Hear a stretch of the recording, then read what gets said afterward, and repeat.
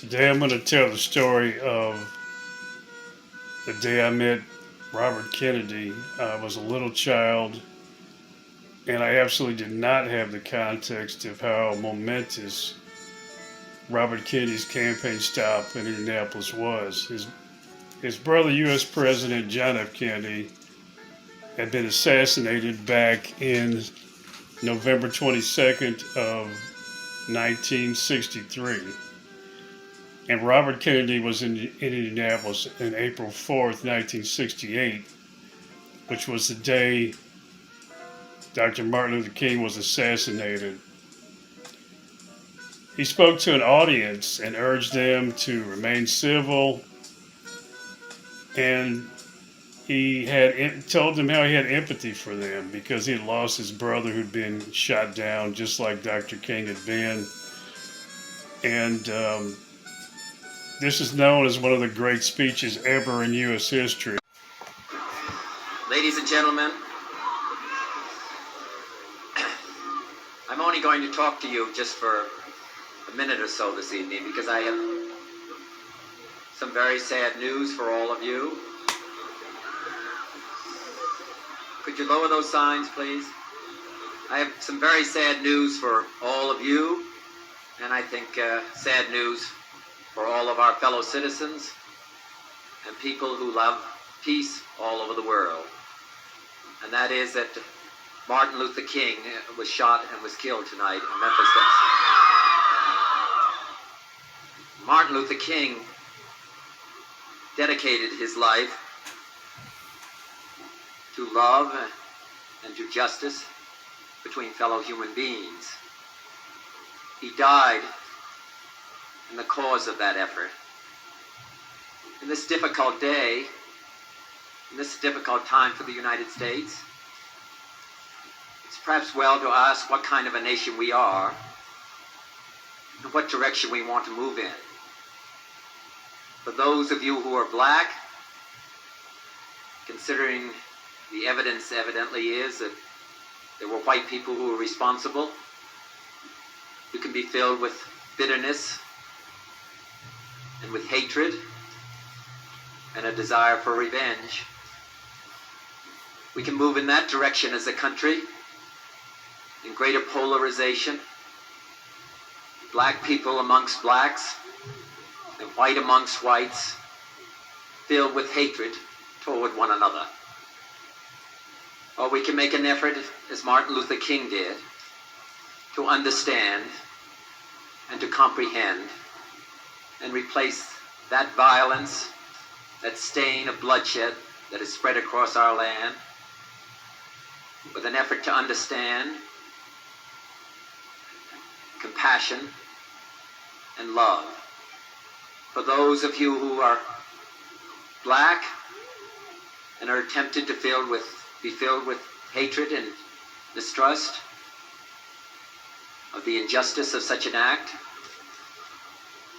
against all white people, I would only say that I can also feel in my own heart the same kind of feeling.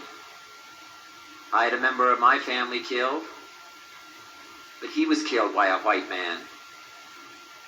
But we have to make an effort in the United States. We have to make an effort to understand, to get beyond or go beyond these rather difficult times. My favorite poem, my favorite poet was Aeschylus. He once wrote,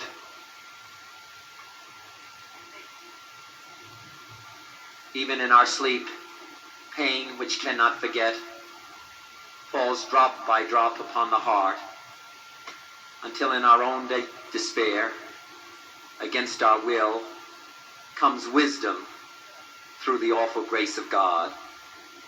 What we need in the United States is not division. What we need in the United States is not hatred.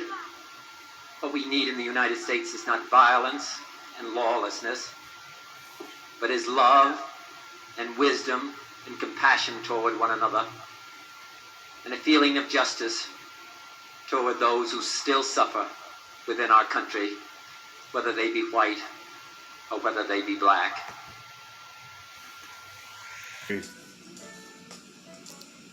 And there was rioting in many cities the day Dr. King was shot. But I believe, and most people believe, that Kennedy really sort of healed Indianapolis and kept that from happening by inspiring them to continue King's legacy and not to tarnish it by acting in ways that King never would have approved of.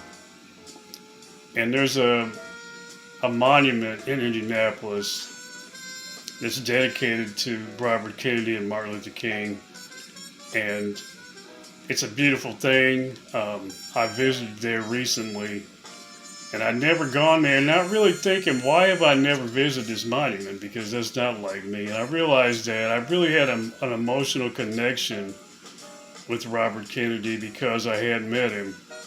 And I don't think I really realized the depth of it until I visited that memorial and looked at it and realized that there was something subliminal or subconscious there. I just had never really wanted to go there because I didn't want to face that. But it's a beautiful thing. It's very inspirational. And I'm very happy that it exists. People should look at that. These were two men who had really sort of shaped the nation. And I never really understood the vortex of history that I was in at the time as a little child. I was innocent and naive. And I had always wondered too, because I'd never researched this, but Robert Kennedy had come to Indianapolis in the evening, I have read. He gave that address at this open area in the back of a truck. And then, as I read, he left the next day. So I'm thinking, when did I meet Robert Kennedy? Because I know I didn't meet him that day because it wasn't in the evening, and I can't imagine that. Because I remember the reception, there was kind of a happy mood there. And Kennedy himself was jovial to me, and I couldn't imagine such a contrast that would happen. How could he have been that way right after Dr. King was assassinated? So what I figured out was, after a little research, he did return to Indianapolis. He won the primary, and of course he had cemented himself in the political and cultural and even spiritual DNA of Indiana by giving that address there the night Dr. King was assassinated. So he was coming back, and to great accolades and to great anticipation and great applause for his return and his victory. So that was actually when I met him. It was not the night that Dr. King was assassinated. It was when he returned after winning the primary.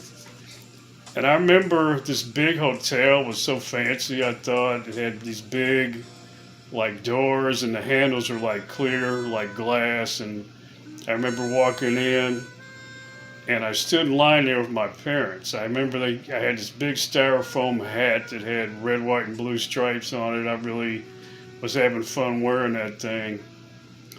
And I stood in line with my parents and finally got to shake hands with Robert Kennedy. And when I walked up to him, I said, "Hi, nice to meet you." I mean, it shows you how sort of innocent and naive I was. He smiled really big and he said, "Well, nice to meet you too." And then I made this like major little boy gaffe because I definitely didn't understand all or anything about politics. And I said, "Are you the president?" And he laughed, and not only did he laugh, a lot of the people around laughed who heard me say it. I mean, it was kind of, I wasn't even like aware enough though to get embarrassed by it.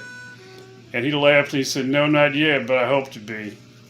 So after that, he shook hands with my parents, and we kind of moved on because there was a line. And it seemed like the line led right back out again because there were so many people trying to meet him and shake hands with him that it would have like filled up the entire little ballroom there. So the people who shook hands with him were sort of led out in the same line. So it was 2 months later, on June 6th, that Robert Kennedy himself was murdered. And I have no memory of talking to my parents about that. And, just very dark times. To think that Dr. King was shot down, and just a couple months later, Robert Kennedy was too. And I really believe Robert Kennedy saw himself as, at least in some sense, as a man who was going to continue Dr. King's legacy. I really do believe that. I look back in retrospect and think what a huge impact and loss losing these two men had on us. I don't think it can really be fathomed. I'm going to include parts of the speech that Robert Kennedy gave here in this little video. And you can see we were on sort of a trajectory to finally end, I think, a lot of the racial tension and prejudice and racism in the country. But these two men being taken out like this, it's as if, and I'm not a big conspiracy theorist, but if you were going to fashion a conspiracy, if you were like one of these people in one of these time travel movies and you wanted to stop the progress of racial reconciliation and the end of racism in America in the sense that we've known it, then that's what you would do. You would send like an assassin back in time and you would kill these two men, because these two men were leaders that were inspiring us to move on from a lot of what had happened in the past and to become the country that a lot of our creeds and our philosophies represent. Liberty and justice for all. You think about how the song says, crown thy good with brotherhood. These men weren't just paying lip service to that. They were demonstrating that. And they were playing it out, and they were really inspiring people to move in that direction. I mean, RFK was a real social justice warrior. He wasn't like these phonies today that seem to have sort of dysfunctional political agendas. He was really about more of a populist agenda, and so was Dr. King. And I think a lot of the impact that we lost to them can't really be fully understood. We can contemplate it and we know it's there, but it can't really be understood completely. It was a devastating loss for us as a country and as a society. What I remember most that day about Robert Kennedy is just how gracious he was to me, a little kid. A lot of people wouldn't have been, but he was respectful to me and talked to me like an adult. I can still kind of see the look in his eyes and how he laughed. And I don't think, like, I just want to say this again, the impact of losing Robert Kennedy, especially right after Dr. King had been killed, can't be measured. And today I want to honor his memory and say that we lost really a great leader. And really, after he was dead, after he was assassinated, I'm not sure we've ever had anybody on that level since he was gone. We had great leaders before that. But after that, I think the reality is our leaders aren't as authentic as these two men were, and it's just such a huge tragedy that we lost them.